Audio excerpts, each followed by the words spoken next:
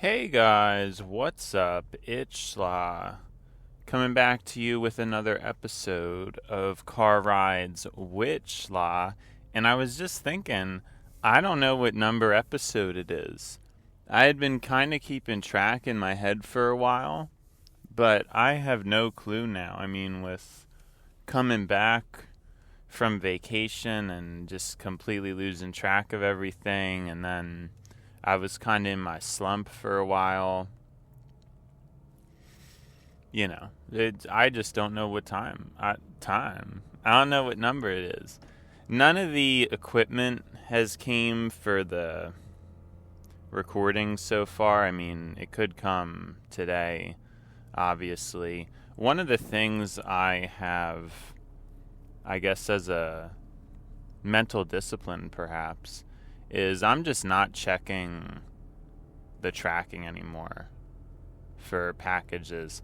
I don't care when it comes. I mean, I know so many people that get so hung up about that, and I just think it's stupid. I from here on out, I'm not doing it anymore. I'm not check. I mean, I guess unless it's something that requires a signature, but there's a lot of things in day-to-day life that are exceptionally unproductive, and they don't serve anything.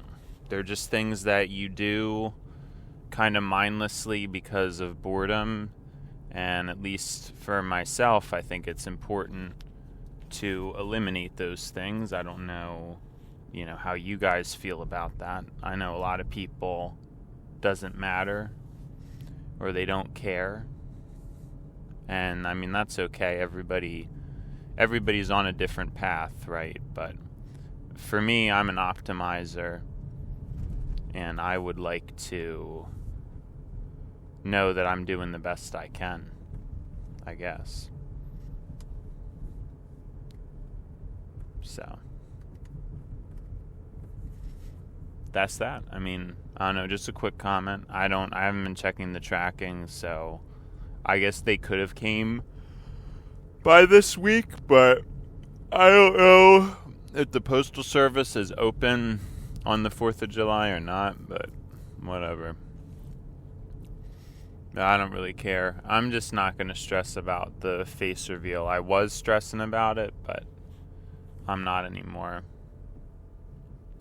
It just is what it is. I don't know. It is what it is. Now, what we are interested, I sort of wanted to continue the conversation from yesterday, although, like I said, my attitude and my vibes and my energy in the morning are usually quite different. For some reason, I was going to go for difficult, but I was definitely trying to say different. My vibe's different. Now, I guess that isn't completely true, because I feel like sometimes I do get pretty deep on the morning episodes, but yeah, I'm not sure.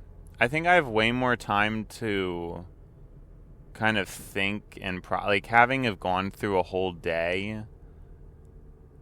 To me, the afternoon show is easier. Usually in the morning, I'm honestly not that introspective, and I don't really have much that I'm thinking about, if that makes any sense. I'm just, I'm here. Basically the deal is I'm here.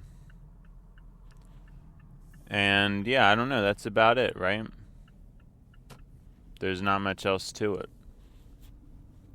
I was just stalling. Sorry. I really don't like this mic. It really has been shifting a lot recently, and I'm very just unhappy, so I apologize, but I just shifted it. I shouldn't have to touch it anymore. I'm not sure if this is good, though. It's kind of far away from my face, but I don't know that it matters that much. Honestly, when I have it too close to my face, I think that causes more distortion and things like that, and that's no good. So I don't know. We'll just have to see what happens with this thing. Don't know that I have it all figured out yet. Now, where were we? Right, we wanted to talk about, well, I was just talking about the difference between my usual attitude in the morning versus night. My usual kind of vibe, but it's not always the case, of course.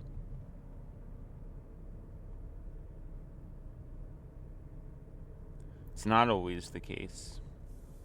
But that whole idea of the future and just being okay with what is, I would kind of always switch between these two ideas of, I've always been like this too, it's strange. It's this idea of being, in some ways I'm kind of retro. I kind of think the past was better. I'm a bit of a traditionalist in some ways. But at the same time, then there's also... Sorry. My apologies. There's also a side of me that is just wants everything to be as futuristic as possible and make sure everything's completely optimized. And then that's always how I've operated. It would be switching, sometimes I think, wouldn't it be great if things just went back to how they were in the good old days? But then I'll switch, and then for a couple months I'll just be thinking about the future and how great the future would be. So it's an interesting mental war that goes on in my mind about those topics. But yeah, I don't really know where I was going with that. Let's wrap up the video. No, I'm playing. Where I'm getting to now, though, is just kind of a neutralness to things. I think each extreme has a different lesson to learn. Right. There's certain morals or certain benefits to thinking of things through a lens of the past and the past being better, but there's also a certain optimization in the potential of the future as well. So I think learning to combine both is really where I hope to see myself in the near future.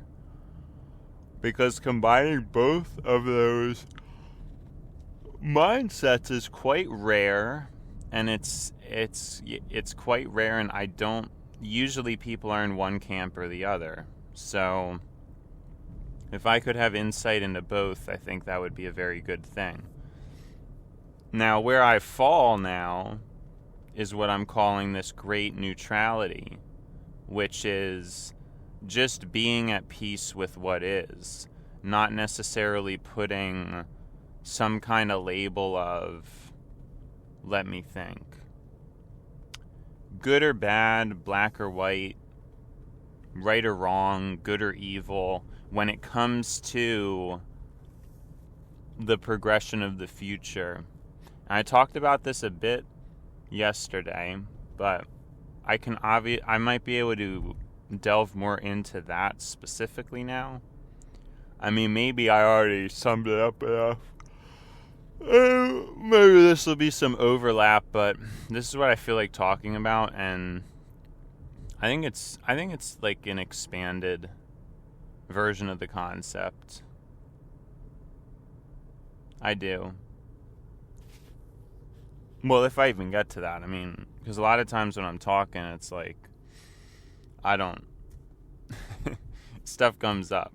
stuff definitely, it just comes up. And if I change my mind and want to talk about something else, then that's what we do, right? So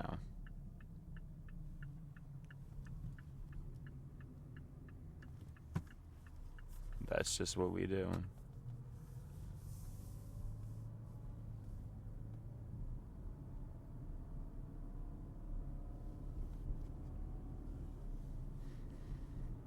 But a lot of times people try to get into camps about things and about AI this, human that, flesh this, metal that, metal this, robot flesh. And my new mindset is just about seeing things as nature and running its course. There's not really that much that anybody can do. Some people, I guess, hypothetically do have more influence than others. So, if somebody is a very popular figure, they can influence people to some degree. But I don't even know. I think a lot of times, whoever ends up winning elections or just different cultural attitudes that become prevalent, I just don't know that anybody really has control over how they work. I feel like, at least now, what is calling to me is that there is not just a complete chaos and unorganized scatter to things, and that people do sort of intentionally end up where they end up, and creators just kind of capitalize on and abuse that. And what I mean by that is, I think a culture is reflective of the people, and a people's reflective of the culture. Now, of course, you do have a lot of con artists nowadays, and people who definitely lie and mislead, and that they can be very successful off of that. But what I think is that really just a one-end street? I don't really think so. I think that if you have a culture that is succumbing to the con artists, that is also part of the problem. And that's notable and it's worth mentioning. It is worth mentioning. Now, even though I think I say this a lot, I tend to give people the benefit of the doubt. In recent memory, I just don't think it's people's fault for succumbing to the temptations of modern life, because we're human, and you have to have some kind of authority that has our best interest in mind and is making us protected.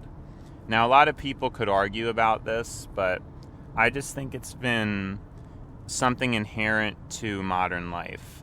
In the past, maybe in the 1900s and before, maybe it would be easier to make the argument that you could have more freedom and it didn't really matter that much because the environment at play was not as parasitic.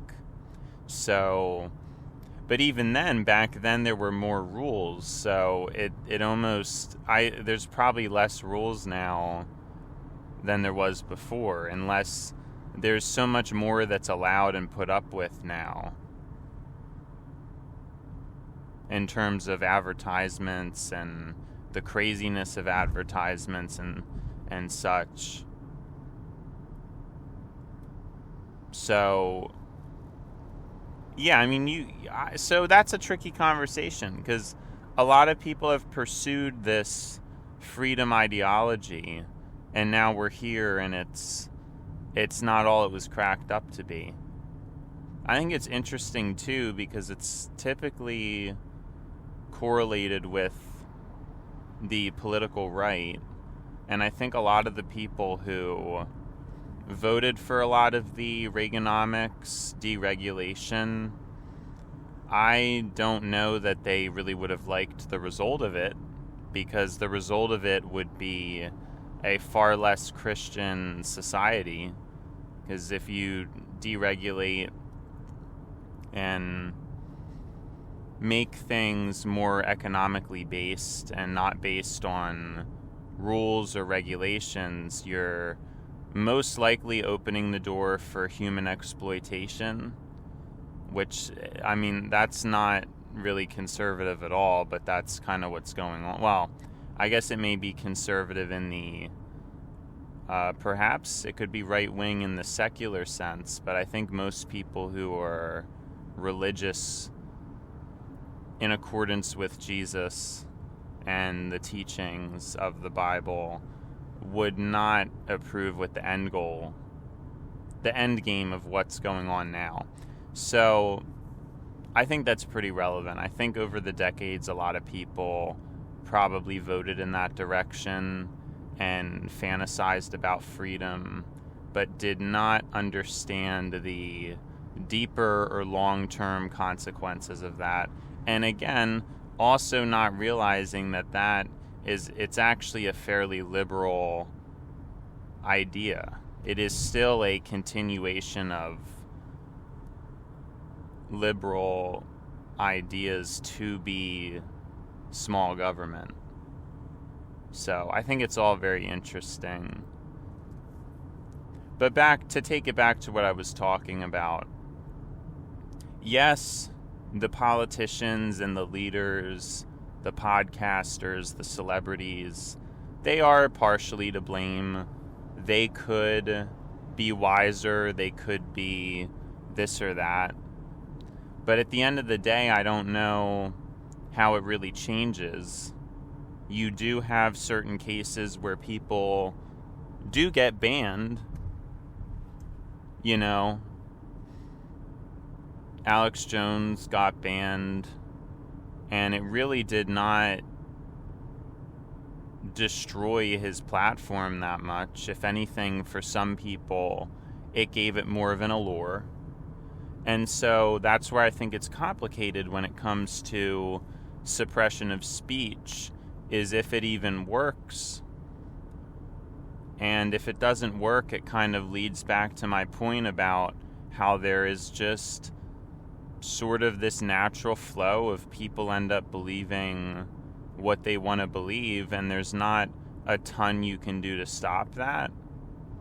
Now, I guess I could be somewhat incorrect. I mean, some speech regulation. I personally, when I was younger, I used to be a very, very hardcore freedom of speech person. But at this point, I actually am fairly in favor of speech regulation. I don't really understand. Well, and that's another thing I probably have said this before on the podcast, but there's always this idea in America that, I'm living in America, it's about freedom, I can do what I want. Like, there's always that idea, but the truth of it is that the founding fathers had zero intention of that. That was not the intention at all, to be freedom and this and that and all this stuff. It just wasn't. We have freedom of speech as a means to be able to protest against potentially corrupt, political policy, maybe. It's not something that justifies bad behavior. Like, that is a taking of the amendment and just completely messing it up and skewing it towards something that it never was. It's a modernization of the original principle. The founding fathers did not give us freedom of speech for the idea that, oh, well, now you can just talk like a maniac and you can say a bunch of bad words and you can say whatever you want because you're in America. Totally not. It's just totally missing the point.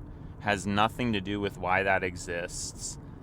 And so it's been abused, and it is just not at all what the founding principle is. It's a very serious principle, and it's again that idea that you ensure freedom of speech so that a well-educated populace is able to speak out against important matters that the government would otherwise restrict due to corruption.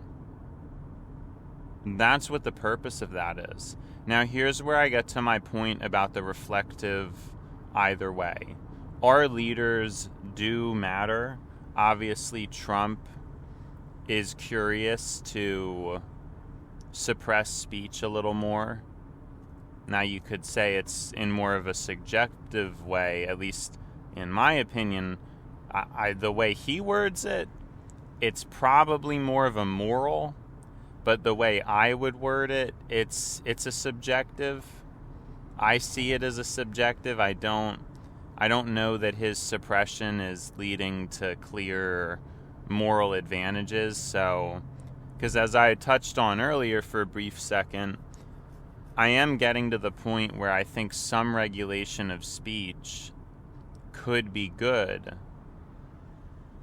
However, it would have to be calculated very carefully, because somebody could easily use that for malicious intent, and maybe if I go down that thought process, I might eventually say I don't end up believing it, because maybe that's the whole point. You have to just have freedom of speech, because any alternative is going to end up being corrupted. I'm assuming that's a pretty common thing, but as a premise, I think good rules are very good. I think good rules are better than no rules. I think good rules are obviously better than bad rules. A lot of people just see bad rules and want to be beyond that, but that's not. Good rules are super important, and I think having a lot of good rules is it's a super important thing. Now, that being said, I guess you'd have to look into the human psychology and see how much that can be pushed. Because, for example, it's hard for a lot of people to follow. In the modern age, you're going to have a lot of rules that need to be followed, a lot of things that you have to keep tabs on. And I think that's difficult for people. Now, for me, I'm doing okay at keeping track of things. I'm trying to learn about, a plethora of things, health-related things to try to keep tabs on, but for most people it's difficult. Now, if they were raised in a more serious and accountable society, would it matter? Maybe not. I'm not entirely sure about that. That remains to be seen, I suppose. But to take it back to what I was talking about yesterday, there is going to be accountability. Things will be tracked. Privacy won't exist. I don't know that people understand the amount of power that I'm just going to refer to them as the surveillance class has. And I really, truly believe it's too late. I just think it's way too late. The amount and the type of leaders that we would need to elect at this point to overcome it would be insane. It would be such a dramatic political shift that I don't see physically possible. I don't see the political shift that is needed being humanly possible in the swiftness of the time span that it's going to take. Now back to what I was saying about culture and people being reflective of each other. It's very possible that some of these podcasters, celebrities, influencers should be regulated. I think that it's actually super important. You shouldn't really have influencers who are a neutral to a detriment to society. I don't think there should be the freedom for that.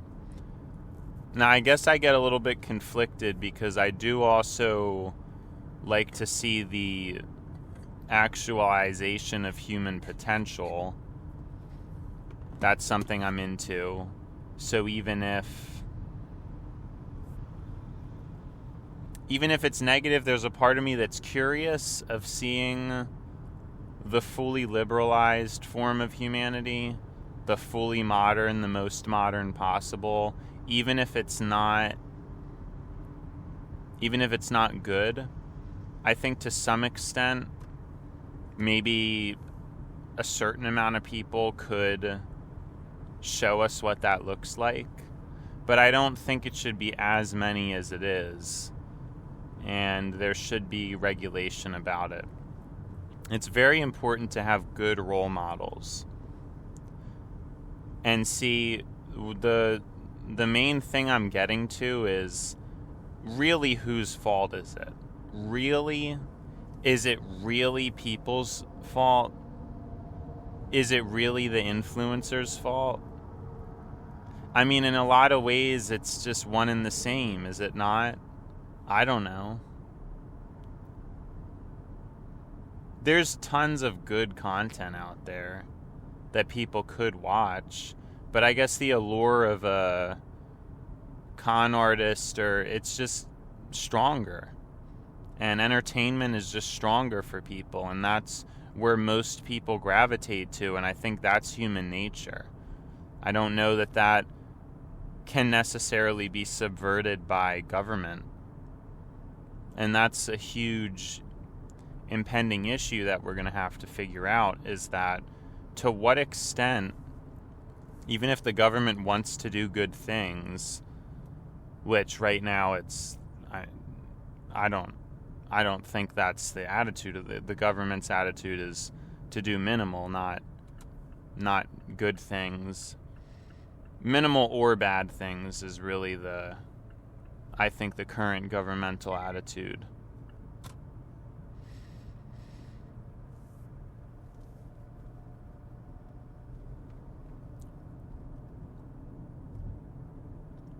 I lost my train of thought. Sorry, it happens. It's early, and it's early, and I'm driving. So give me a break. That's what I was thinking at one point. This show, you guys gotta cut me some slack, because I'm driving and it's early, or it's either you either get me right in the morning or right after a super long shift. So I definitely deserve some slack in terms of the quality and consistency of this show. I think I should be given extra credit. You cannot judge me equally to somebody who, I don't know, has all the time in the world or something to do something like content creation. You can't compare me to that right now. A lot of this, as I've said before, it's really practice. It's practice to, hopefully, with enough of these, get noticed enough to where I can make a career out of it. But also to build up my own speaking skills further, so that even if this specific thing, the car rides with Schla, even if that doesn't take off, it's going to be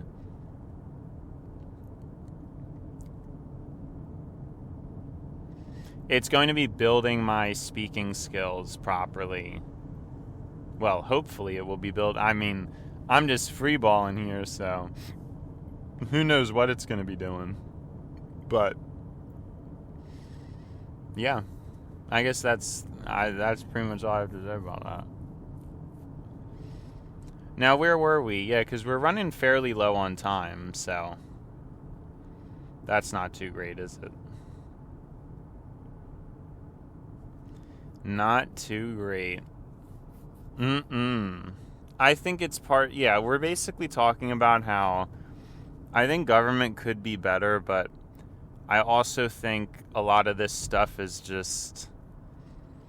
it's just nature running its course. I don't know. I just don't know. I just don't know how much government. Well, no, that's not what I mean to say. I think government matters a lot. I do think it's very important for the government to have good rules and regulations.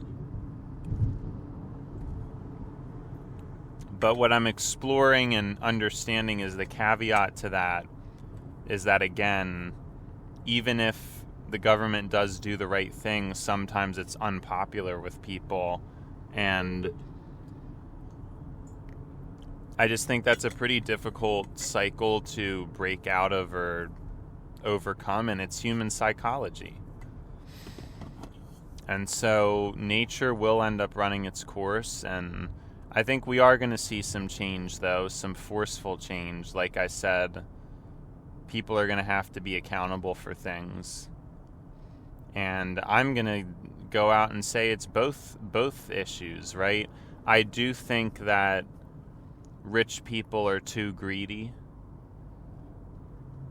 The CEOs obviously make too much money and all that stuff, but the idea of scarcity is still true as well, which is that a lot of lower income people are not taking care of their health as good as they could be, and as a result of that, putting more wear on the system. Now, rich people do that too, right? It's actually an issue that transcends class. I don't know why I broke it down that way, because it doesn't really matter. It's everybody who is unhealthy is putting a strain on the system for both. Really, I mean, because if a rich person has insurance,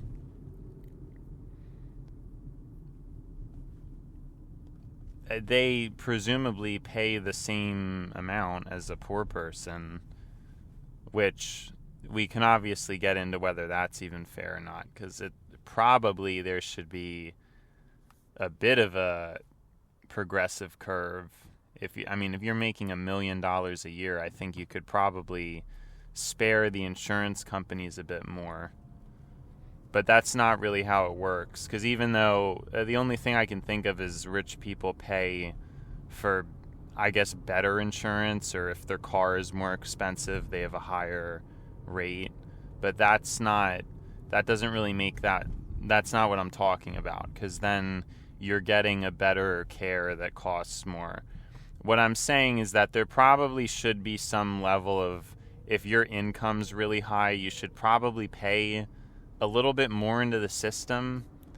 I don't see why that shouldn't be the case, because it's flat, and that really doesn't make any sense to me, but whatever. So that is something I'm in favor of. I think having a progressive rate for insurances. I don't think someone who makes $1 million a year should just be able to get the same insurance as somebody who makes, just tens of thousands. Like, that does not make any sense. I think the person making millions could contribute a bit more. Nothing dramatic, but... Well, look at the time. Sadly, as much as I want to keep talking, I am getting cut off. So, thank you for tuning in to Car Rides with Schla, but now it's time for the TLDR with Schla. And in today's episode, I guess I kind of delved in a bit more on other specific areas when it came to my Futurism beliefs. I think we're getting more insight into my developing, and I put a big exclamation point behind that, because I do not necessarily know exactly what I believe yet. I think part of the series is to try to get my thoughts together about things. So, yeah. Anyways, thanks for tuning in. Bye, Schla.